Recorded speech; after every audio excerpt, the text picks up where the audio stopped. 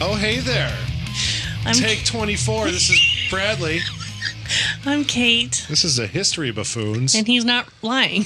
No, because, I don't know, every time we're joking around doing it, and then you're like, all right, let's do this. And I'm like, okay. And then they're like, bleh, and I just, yeah. Anyways. I don't give you time to prepare. How are you today? I'm good. How are you? Well. Did you have a good Christmas? I had a fabulous Christmas. Awesome. How did you do? I cleaned a lot. Yeah, sounds benign. I don't know what. I just picked a word. Boring. That too. Although everything looks really nice. I came to record at your house, and I'm like, whose house am I in? I know. So weird. What the hell? It's because I had a lot of just like random clutter shit I don't want. Let's be transparent here. You didn't have a lot of random clutter. No. Good old hubby. He does. Has a lot of random clutter. Nathan has a lot of random, and it's because he's so into woodworking and all the tools that come with it. But the problem is he's got like 20 projects going all on, so he needs everything like or accessible, which I get. Don't get me wrong, but it's like it's a lot. Yeah. So. Yeah, I think I found like 4 hunting knives or like. Did you? Yeah, just in the kitchen. Well, I mean that's a decent spot for those. If they were in random, and they were all in random, not drawers. Yeah, but if you found 4 in the bathroom, that's fair. A little weird. That's fair. Just saying. So today we're going to talk about Irena Sendler. Irena Sendler? Mm-hmm. Like arena you play football in, but a person's name spelled the same way, like Irena. Oh, is it Irena? I guess. Is it not Irena? I don't think it would be Arena. It would be Irena. That's what I said, Irena. I have recorded proof otherwise. Irena. It's Irena Sendler. Jesus Christ. Did I say it wrong again? No, it's just. She's 4'11". That is a tiny person. She was armed with a fake ID, a toolbox, and nerves of steel. She was a Polish social worker who outwitted the Nazis 2,500 times. You've probably never heard of her. Okay, let's get into it. Perfect. What are you drinking? I have a delicious winter treat. Again. Sierra Celebration. Yeah, we wanted our normal type of drinks. I'm drinking a Coors Banquet. We didn't go anything super fancy, no. But I don't have much longer for this time frame of this being out, so I'm like, yeah, I'll grab a 6-pack plus some banquets. Yeah. So I have 2.5 to go. We'll see how I get. Okay, so Irena Sendler. Look at you go learning. Was born Irena Krzyzewska. Don't even make me say it again. No. Hear me out. We never have to hear that again, right? One more. Fuck. One more time. Get ready, folks. It's going to be a bloodbath. Technically, I don't have to say it again. Now you do. But she was born in 1910 in a town near Warsaw, Poland. Hey, I know that place. Her father... Yeah. Dr. Stanislav Krzyzewska. Boom. Nailed it. He was a physician with a big heart. He was the kind of doctor who treated poor patients for free, including many Jewish families. That's nice. And when Irena was just 7 years old, a typhus epidemic swept through their town. Okay. And her dad was the only doctor who stayed to take care of all the sick. They all just bailed because they're like, fuck this, I'm out. Yeah. And of course, he ended up contracting the disease himself. Oh, dear. So did he treat himself? Not to like a nice dinner, but...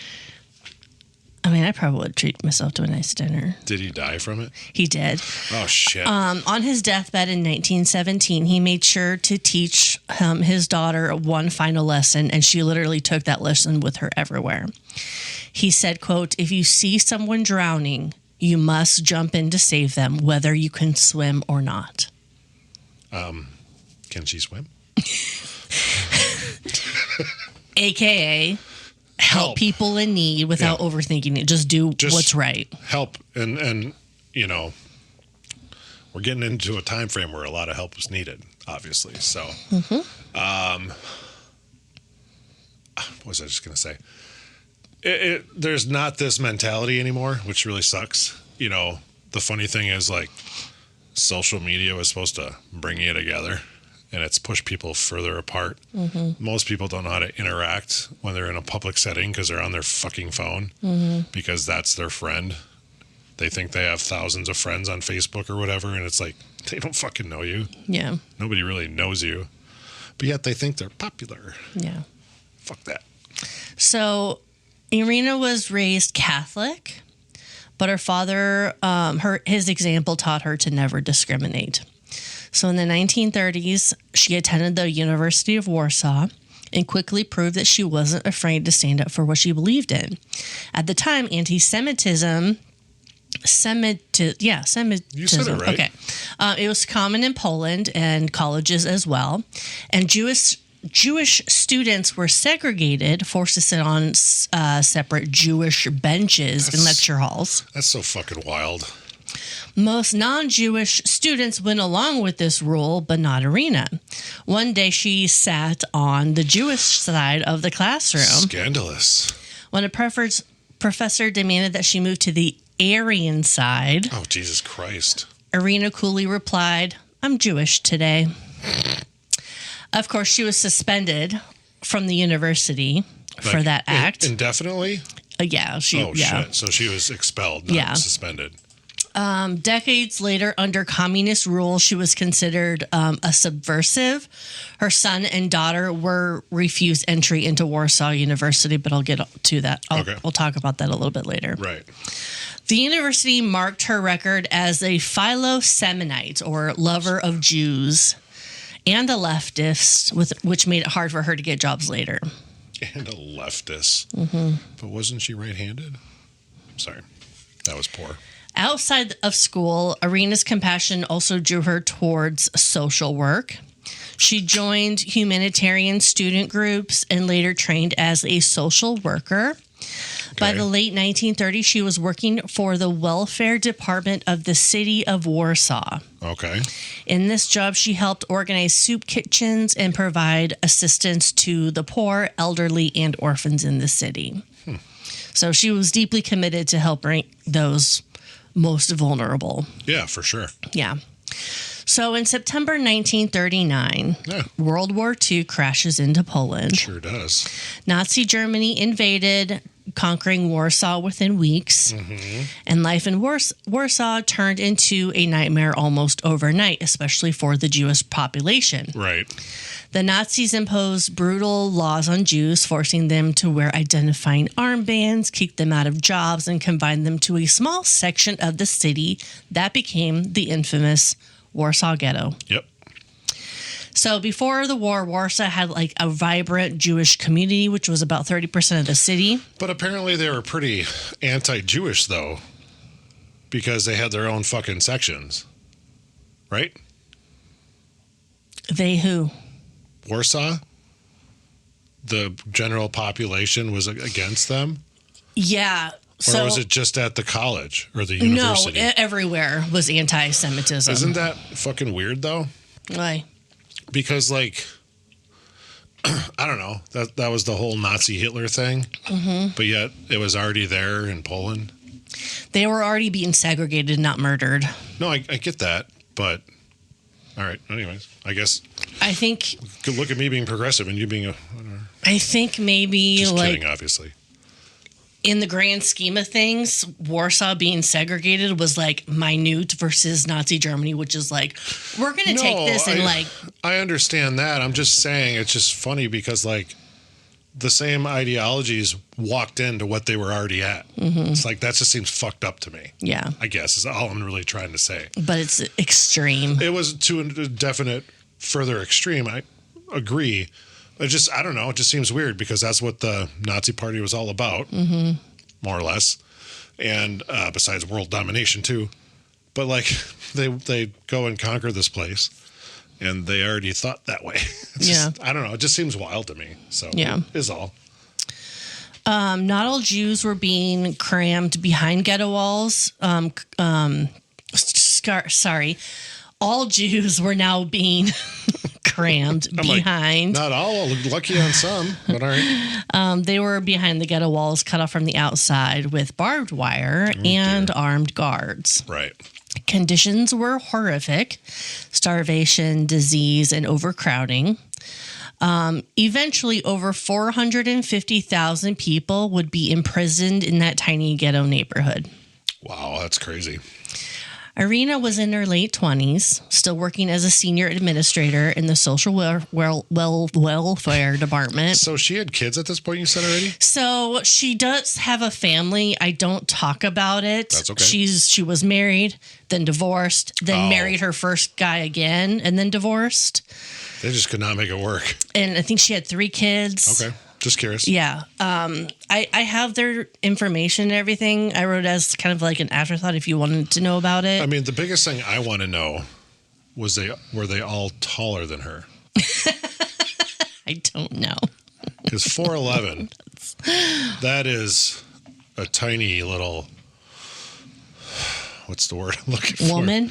Yeah, I guess. I mean, that is, I mean, I'm 6'3". I'm decently tall. I'm not the tallest by any stretch, but I'm decently tall. 4'11". God damn, that's short. So at first, her resistance was small and quiet, like her. She saw Jewish friends and neighbors being prosecuted and persecuted, different. Yes. And she began helping wherever she could. So she and colleagues forged hundreds of false documents for Jewish families so they could receive aid and food rations under Christian names. Wow, nice. They listed Jews as sick with typhus or tuberculosis to discourage Nazi investigations since they were terrified of contagious disease. Right. She also offered shelter to Jews who managed to escape or hide. And all this was extremely dangerous. Aiding Jews was punishable by death in occupied Poland. Sure. But Irena didn't hesitate. Well, good on her. By 1942, Irena faced a terrible realization. Her efforts so far, as important as they were, weren't enough in her eyes. They weren't enough. So the Nazis' persecution was escalating from oppression to murder. Yep. And inside the Warsaw Ghetto, people were dying at a rate of 5,000 a month from disease and starvation. It's a lot a month. And then we have deportations after that. Sure. So by this time, the Nazis had built Treblinka, the extermination camp not far away. Yep. Many in the ghetto thought deportation meant resettlement or labor camps, no. but Treblinka was purely a death factory, gas chambers and ovens, nothing else. Yeah. So Irena and her fellow social workers smuggled food and medicine into the ghetto, trying to alleviate some of their suffering. Yeah. But Irena just felt like she was prolonging the suffering. Like it couldn't save lives in the long run.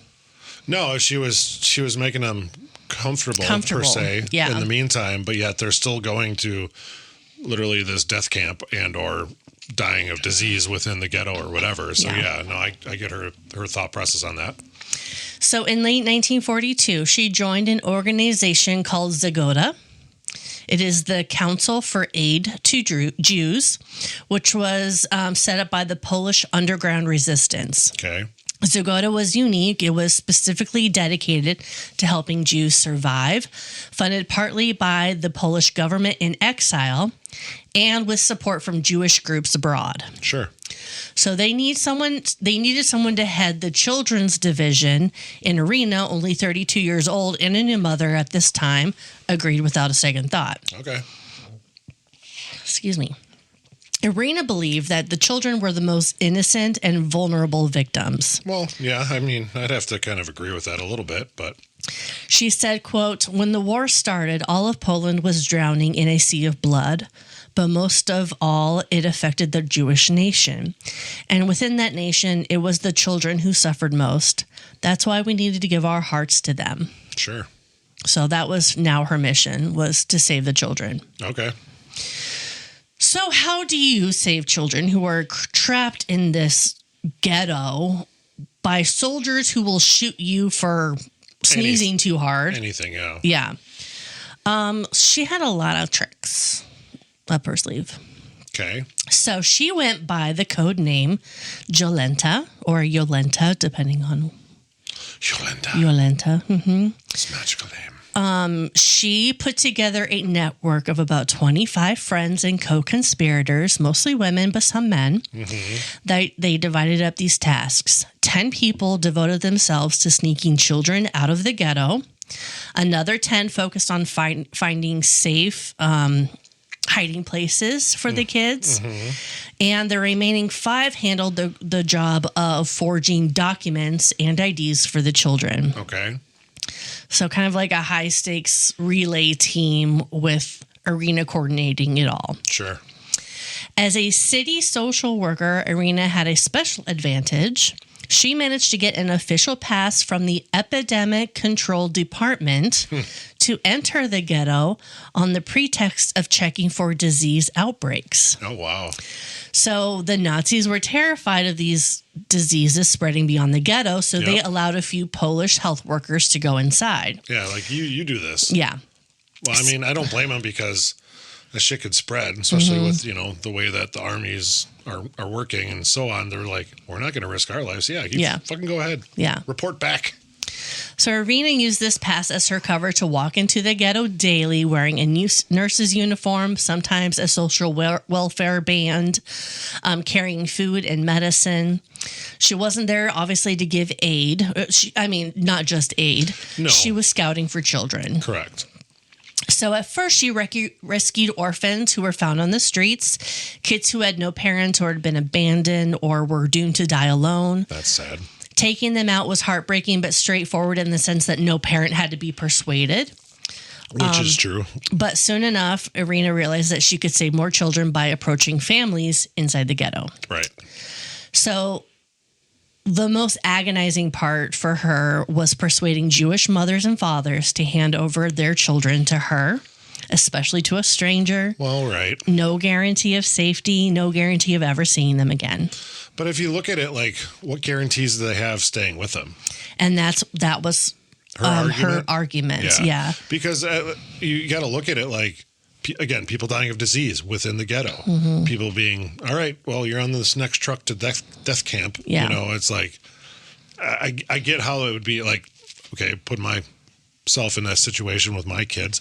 I wouldn't want Xavier and Vesper to be taken away by this random lady who says we're trying to help them. Yeah. Because I'm like, I don't want to not see you again, but I also don't want them to die. Yeah. So it's really a double-edged sword. It's like, what do I do? It is. Yeah, absolutely. Yeah, it's tough. Yeah. Understandably, most parents struggle to let go, even knowing that it might be their only chance for their child to live. Right. Irena, who had a toddler son at home, found it almost unbearably painful to ask of this. Right. She later said it was the hardest part of her work, and the only thing that gave her the strength to keep doing it was knowing the terrible alternative. If the child stayed, the child would most certainly die. Sure. So convincing the parents was step one. Next came actually sneaking the children out under the noses of the German guards. Yep. Irena Entertainment used creative methods, kind of like a smuggling pipeline. Yeah. Small babies were often sedated to keep them from crying. Oh, dear. They were hidden in boxes, suitcases, backpacks type stuff, whatever. Sacks, Doesn't matter. Toolboxes. Yeah. Absolutely.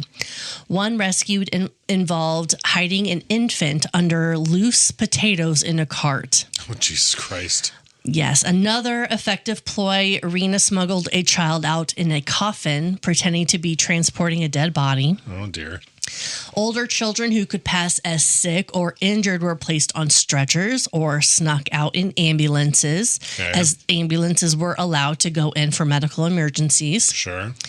Irena had a friendly ambulance driver in on the scheme, and together they pulled off a trick straight out of a movie. Basically, they kept a dog in the ambulance trained to bark on command. And whenever they were leaving the ghetto with a hidden child, maybe a baby on a gurney or whatever, and a German guard would approach, the dog would start to bark pretty loudly. The dog's noise would drown out the potential of the children's noise. Sure. That's wild, like, to think that could work. But. And then this dog barking can also trigger the German guards' dogs barking. Yeah, no doubt. Yes. They're like, wait a minute. Ooh. Yes, exactly. Fido said something. What did he say?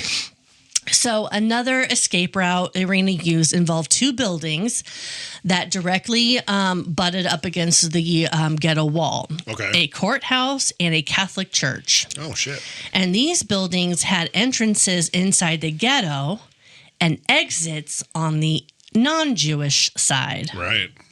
So Irena's team would sneak children through these buildings. For the church route, they taught older kids basic Catholic prayers and how to make the sign of the cross.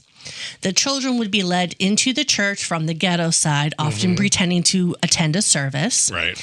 Inside, they would remove their Star of David and try to look confident. Then they would simply walk out the front door of the church onto the opposite side. Like they just got out of a service. Exactly. Wow. German soldiers stood at the door and would sometimes quiz the children with questions like a line from a prayer or a saint's name, trying to catch Jewish kids. Jesus. But Irena's training was really, really good. Apparently, because I would have fucked that up. None of the children were ever caught coming out of the church. That's wild. The fact that worked, because you gotta, I mean, I know it's very troubling times, obviously, but could you imagine be like, again, I'm not very religious, so this isn't really going to work in what I'm trying to say, but it's like, who is such and such? Like, well, I know, I would like freeze on the spot. Yeah, I'd be like, brain fart. Sorry. I just had a meaningful service. Don't quiz me, man. I'm still drunk with God. Drunk with God. Exactly. I mean, right? You're not wrong.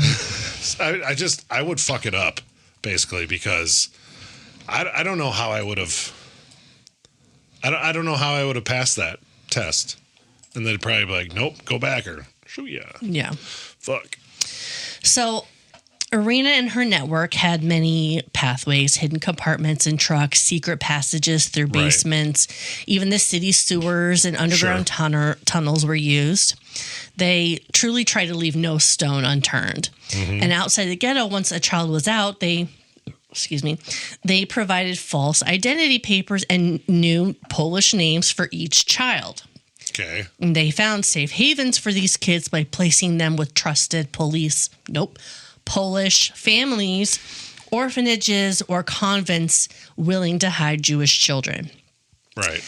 So this was incredibly dangerous for the caretakers as well. Any Polish family caught hiding a Jew could be executed along with their own family under Nazi law. Correct. Despite this, many, many souls agreed to shelter the children. Irena said later that surprisingly, no one ever refused to take a child from her, knowing all the risks. Isn't that wild? Yeah. Because, like, you do that today. I mean, God forbid something like that would be. It's all save yourself. Yeah. Yeah. People are like, I ain't fucking taking your kid. Fuck off. I'm looking out for numero uno. Yeah. But that's the kind of, like, mentality we've beaten into everybody is like no sense of community, all about yourself. What's the Jeselnik thoughts and prayers? Yeah, the thoughts and prayers. Don't forget about me today. Yeah, on a tragedy. Yeah. It's like someone's like sending my thoughts and prayers, meaning basically also just means don't forget about me today on this tragic day that has nothing to do with me. It's so true. Yeah. Because that's what this social media world has created. It's like, God forbid, no one's paying attention to me, but I'm an influencer. How could you not? Don't forget about me today. Yeah. And how about go fuck yourself? So all of this actually worked. Day after day, children vanished from the ghetto and reappeared in new lives on the outside. That's wild. Many of the very young ones were too small to remember their real names or where they came from once they were safe. But that leads us to one of Irena's most important actions. Okay. She kept track of every child's identity. Wow. So from the start, she was determined that these children should not lose their true names or family heritage. They're just borrowing another one for the time being. Exactly. Yeah. So she made lists. For each child, she wrote down their birth name, Jewish family name, and their new Polish name and location. I never seen the movie Irena's List. No. I mean, It's kind of similar-ish, right? But, we talked very briefly about Schindler, but yes. Well, either way. So she used thin cigarette paper or tissue to record these names. Okay. And then she would hide the lists in glass jars. After each rescue, she would make the notes with all the children's names and bury them in jars under the ground in a friend's garden under an apple tree. Oh, wow. Her friend's name was Mrs. Piotrowska. Okay. And she was right across the street from a German barracks. That's wild. Mm-hmm. I assume they dug all these up already. Yes. Yeah, okay. So those jars in the dirt held the real identities of all of her children, quote unquote, her children, like little time capsules. Right. Irena's dream was that after the war, she would dig up the jars and use the list to reunite every child with their parents or relatives. Sure. It was a slim hope, even though then she knew many parents were likely already dead. Yep. But she still had that hope. But they at least, whether they're dead or not, which obviously you hope for the better of those two choices, at least you could be like, these were your parents. Mm-hmm. Reconnect with family as best you can, so on and so forth. Exactly. So, I mean, at least you hope for the best possible outcome, but at the same time, you're really hoping that at least you can give them a sense of what they were, who they came from, and also what other family members that might still be out there. Exactly. You can at least connect that way. So, yeah, I get that. So the lists were obviously incredibly incriminating if the Gestapo ever found them. Well, yeah. They would be a roadmap to every rescued child and everyone involved in hiding them, which also would be a death sentence for all. So everyone involved, yep. So, of course, Irena guarded them with her life. Sure. At one point, she briefly kept a list at home. Oh, God. And German agents showed up unexpectedly. One of her colleagues had to hide the list in her underwear at the last second to keep it from being discovered. Oh, Jesus. After that scare, Irena never kept the list on her person. Thank God. I mean, I can't believe she did from the get-go. Yeah, I get it maybe, but Jesus Christ. Yeah. That is so incriminating, and you would have fucked a lot of people if just you got caught. I know. So the jars underneath the ground by the apple tree was the only archive. Sure. No, I get that. So every few days she would dig them up, update them with new names, and rebury them. By late 1943, there were 2,500 names. Wow. How many does Schindler have? 13, 14, something like that. I mentioned it later. She crushes them. Just saying. So all this work had to be done under extreme secrecy and constant fear. Mm-hmm. Irena moved around the city frequently, changing addresses as often as she could. Irena actually did? Yep. Okay. She even wore a Star of David armband herself when walking in the ghetto, partly out of solidarity, partly to blend in and not draw attention. Sure.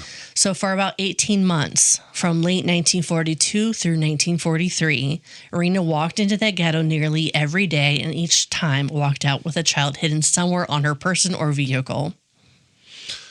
Okay, I'm going to reference a previous episode of ours. Oh. She's way cooler than that piece of shit, Georgia Tan. Georgia Tan! That dumb... Oh my God, Georgia Tan. This is a real true person, not fucking Georgia Tan. What episode was that, like 7 or something? It was pretty early on. It was early on. Yeah. Georgia Tan. She is cruel. Her. She was a cruel. evil fucking person. Yeah, she was. Irena or Arena, awesome. So, yeah. Irena tried to prepare for every contingency, of course, but inevitably the Gestapo started closing in. Oh, dear. This kind of extensive operation does leave some traces. It's always going to. There were rumors in the ghetto and likely informants about children being smuggled out. The Nazis noticed that not as many kids were showing up in the deportations. I was just going to say, I mean, you're going to start noticing because it's like you have all these children throughout this ghetto and all like, where's Billy? Yeah. You know, where the heck did he go? Where's little Jimmy? I mean, I don't know, whatever their names are, obviously. But, you know, you're going to start noticing like, wait a minute, something's off here because... Parents, I used to see you with a kid. Yeah. Where's your fucking kid? Right. And so, yeah, I can imagine that it's going to collapse at some point. Mm-hmm. So the Nazis noticed that not as many kids were showing up. They didn't know who was responsible at first, but they were determined to find out. In October of 1943, they got Irena. Oh, they did? Yes. All 4 feet 11 inches of her. Yep. October 20th, 1943, Irena's luck ran out. The Gestapo arrested her and dragged her off to Paviak prison. Paviak? I'm not familiar with that one. It is a notorious Nazi prison in Warsaw. Okay. It seems someone betrayed her address to the Gestapo. Not sure if it was a paid informant, which was pretty common back then. I mean, as far as you know, it could have been someone trying to save their own skin, too. Exactly. I mean, unfortunately, you would hope not, because you would hope to, unfortunately, take one for the team. But when you're forced to, I don't know. Oh, Irena takes one for the team. It sounds that way. Her precious jars remained safely buried in the garden, undiscovered. Yeah. But Irena was now in enemy hands. Yeah. So the Nazis immediately began to torture her. Of course. Determined to make her reveal the names of her collaborators and the identities and locations of the rescued kids. Yeah. They broke both of her feet. They broke both of her legs. Not her hands. Feet and legs. I got that. Shattered her bones with beatings. They beat her brutally for days, leaving permanently scarred. I read one thing that said that she was wheelchair bound for the rest of her life. I read another thing that she eventually just walked with a limp. Jeez, that's quite a bit different. Quite I a know. difference, yeah. But after all of this, Irena did not talk, not a single name. I mean, seriously. Obviously, the people doing this to her don't know her. The little bit I've learned about her, would have never guessed anything else. Yeah, exactly. Seriously. So this 33-year-old woman endured agony and never gave up on her friends or the children. She later said that while being tortured, she was more afraid of accidentally biting her tongue off from the pain than she was of dying. Yep. Because if she died without telling them anything, that was fine by her. She just didn't want to slip up and say something under duress. Sure, which a lot of times in interrogations, that happens. So, frustrated and furious, the Gestapo sentenced Irena to death by firing squad. Oh, dear. She had seen others go before the firing squad at Paviak. She knew that it was coming for her. Sure. And by all accounts, she accepted her death sentence with calmness and pride. She had done the right thing, protected the children. If she had to die for it, so be it. And of course, any other place in time, this might have been the end of the story, but it wasn't. No, right. Zagota, the underground organization, was not about to let their mother of children perish if they could help it. Sure. They managed to bribe some German guards at Paviak prison. Really? The details are fuzzy. They're not fuzzy. It's something straight out of like a thriller movie. Oh, okay. On the very day of her scheduled execution in early 1944, a guard came to take Irena from her cell, but instead of leading her to the firing squad, he snuck her out to a safe spot and let her go free. That's wild. Basically, they had effectively bought her life. So what happened to that guard? Oh, he gets his comeuppance. Yeah, I'm sure. The guard wrote her name on the list of executed prisoners, and the Gestapo, not realizing the ruse, announced that Irena Sendler had been shot. Okay. The next day, posters went up around Warsaw, trumpeting the death of this Jewish savior conspirator. Yeah. Irena herself, now hiding, saw the notices of her own name on them. It was useful, though, since the Germans thought she was dead. They presumably stopped looking for her. Well, of course, you would hope. Yes, but the Gestapo realized that she had escaped. According to one account, the duped officers were so enraged that they sent the poor bribed guard to the Eastern Front as punishment, which is essentially a death sentence. Death sentence, yeah. Because he's going to fight the Soviets then, right? Yeah. So she went into deep hiding, though, Irena did. I would hope so. She had to move from place to place using false identities, much like the children she had saved. And despite being physically crippled, she didn't quit the resistance. She couldn't directly continue rescuing children. Not like she was, of course. By then, it's early 1944. Yep. The Warsaw Ghetto had been completely liquidated. The surviving Jews of Warsaw were either in hiding or in camps. Yep. But she still helped where she could, working with Zgoda on other efforts until the war's end. Sure. So when World War II finally ended in 1945, Irena Sendler emerged from hiding into a devastated country. Right. Warsaw was in ruins from the uprising and the war. Yep. Over 85% of the city had been destroyed. Isn't that wild? So crazy how much they destroyed. And the Holocaust had wiped out most of Poland's Jewish population. Yeah, of course. So amidst this rubble, Irena's first priority, dig up those jars. Fuck yeah. She retrieved the glass jars from underneath the apple tree, hoping to fulfill her promise of reuniting families. Yep. Sadly, in most cases, there were no family left to reunite. Which we expected because, again, that's why I said, worst case, hopefully you can connect with extended family members because you knew a lot of these moms, dads, brothers, sisters, whatever, were going to be fucking dead. And it's sad, but unfortunately that was what the outcome was going to be in that time frame. Yeah. So almost all the parents of the children had perished in Treblinka or other death camps. Right. Irena and some colleagues from Zgoda worked tirelessly to find any surviving relatives. Exactly. So using the list, they did manage to reconnect some children with aunts, uncles, or other family. Good. But for the vast majority of the 2,500, there was no one left. Right. Many of those children were ultimately adopted by Polish families who had sheltered them. Sure. Or they emigrated to Israel or other countries in the following years. Gotcha. Irena continued to keep in touch with many of them. They were, in a sense, all of her children now. Mm-hmm. In the years after the war, those who had been rescued would often visit her, send letters, and regard her with deep affection, even calling her mother or Aunt Irena. Sure. Poland emerged from World War II only to fall under a new form of oppression. Yeah. Soviet-backed communist rule. Yeah. And the communist regime in Poland was not interested in celebrating members of the wartime Polish underground like Zgoda unless they were communists themselves. Sure. Irena had been associated with the Polish Socialist Party and democratic youth groups, not communist partisans. So in the eyes of the new authorities, she was at best viewed with suspicion. Oh, of course. She actually did continue her humanitarian work in Poland. She worked in social welfare for decades, helping orphans, the elderly, even assisting war prostitutes to rehabilitate. But official recognition for her wartime deeds was largely suppressed. Okay. The communist government did give her a medal in 1946, the Gold Cross of Merit, for her war efforts in saving Jews, perhaps as a brief token gesture. Yeah. In just the immediate aftermath.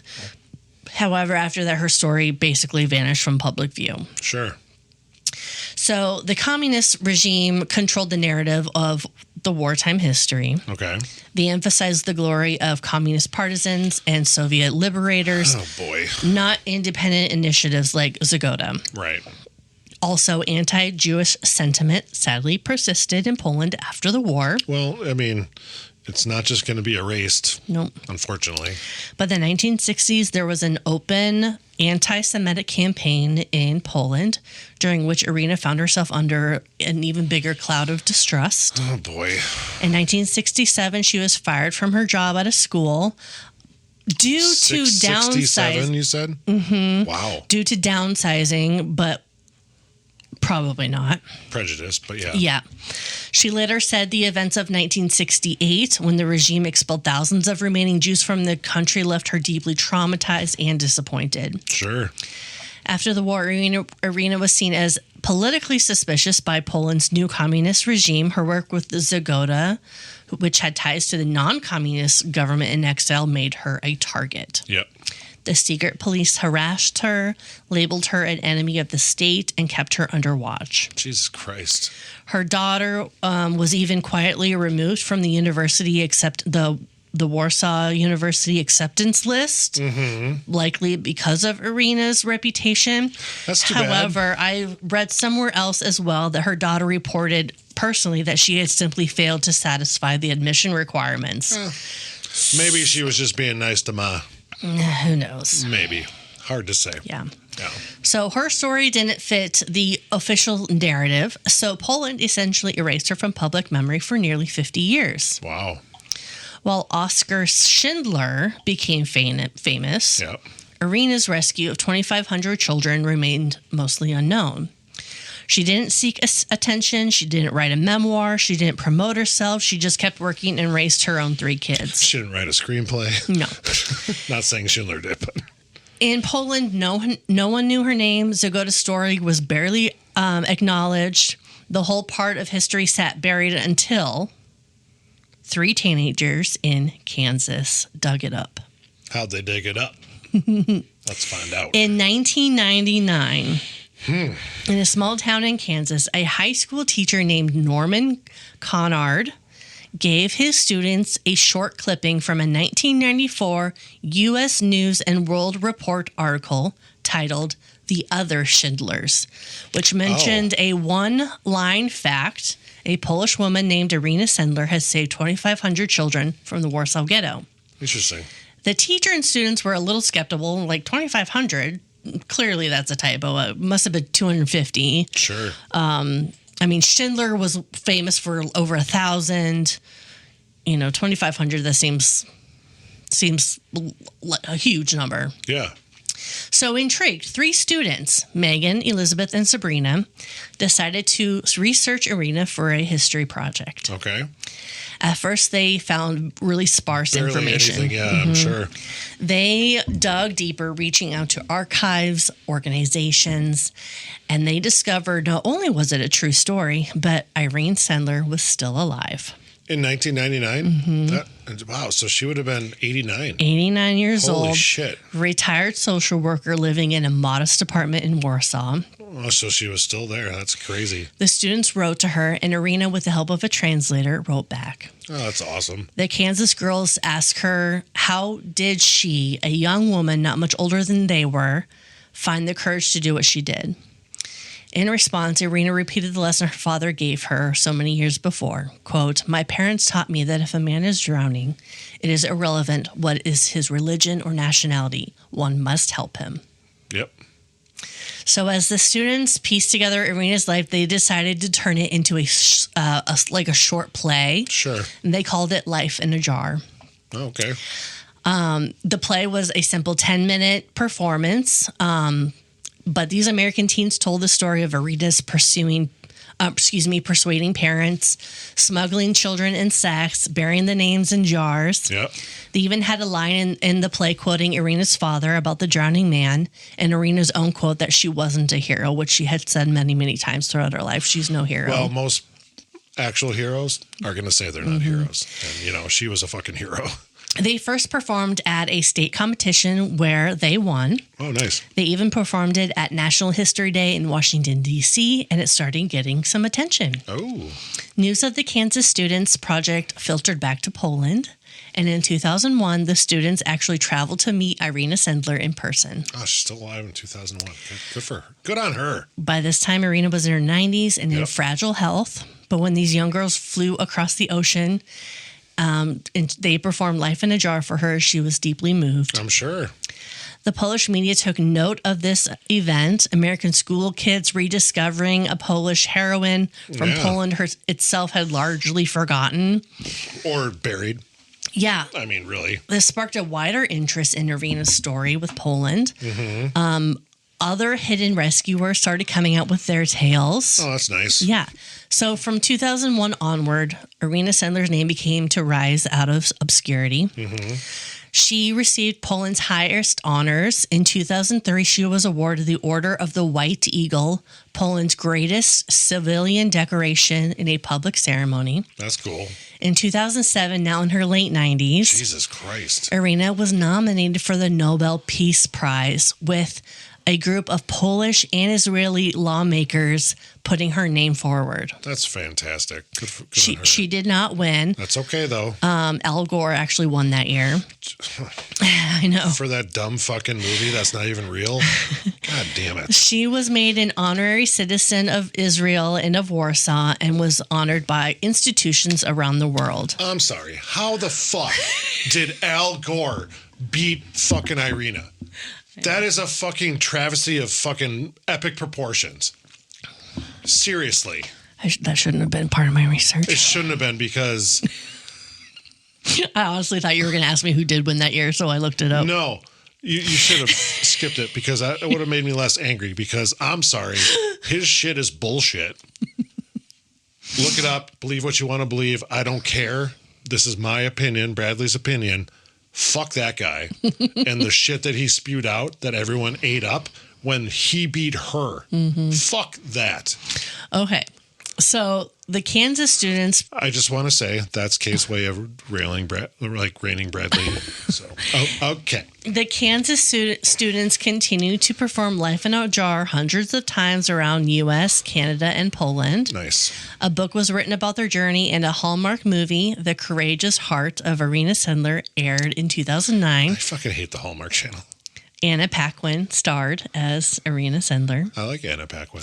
A documentary. I was going to say, what?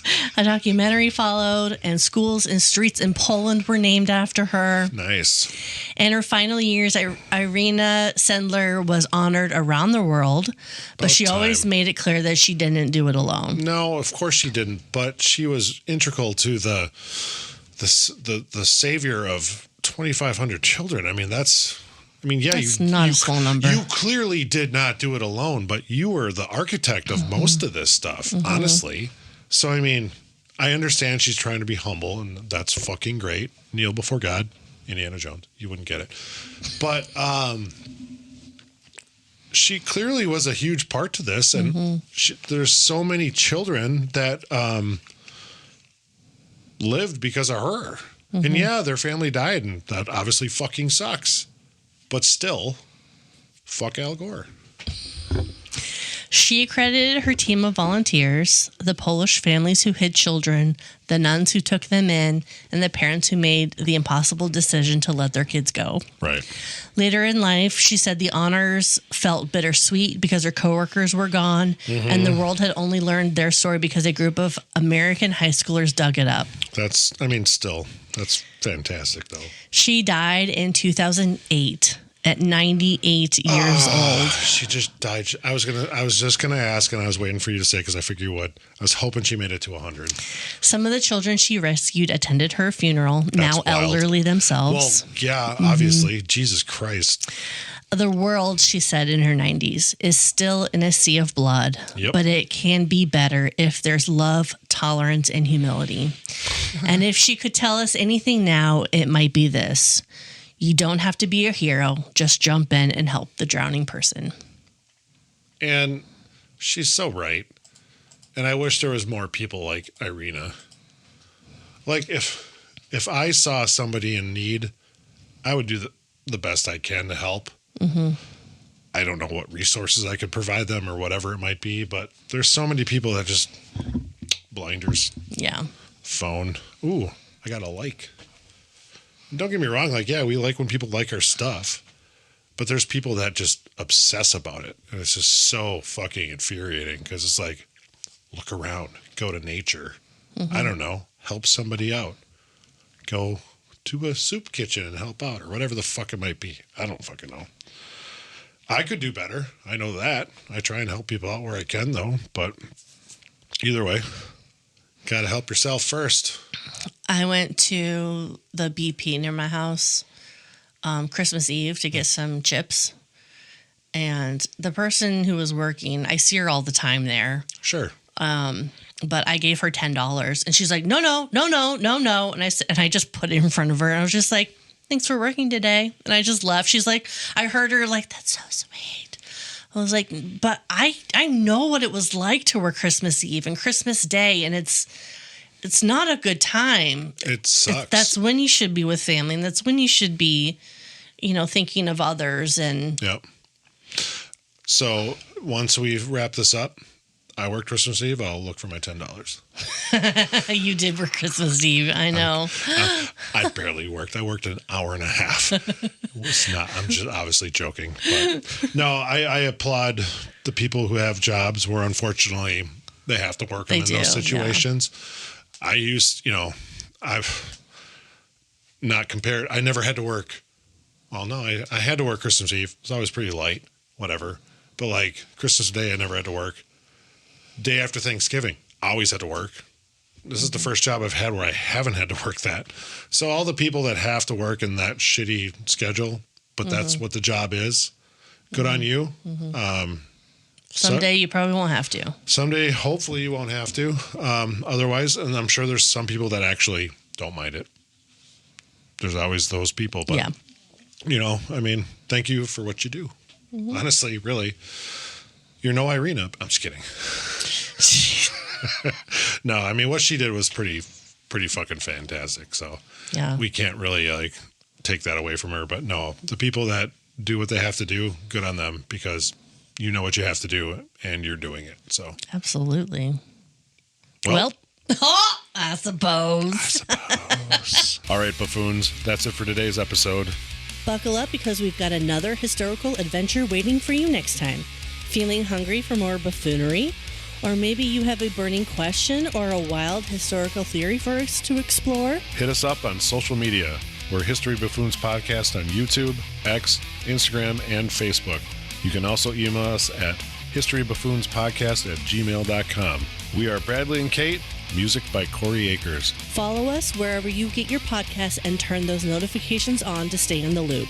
Until next time, stay curious and don't forget to rate and review us. Remember, the buffoonery never stops.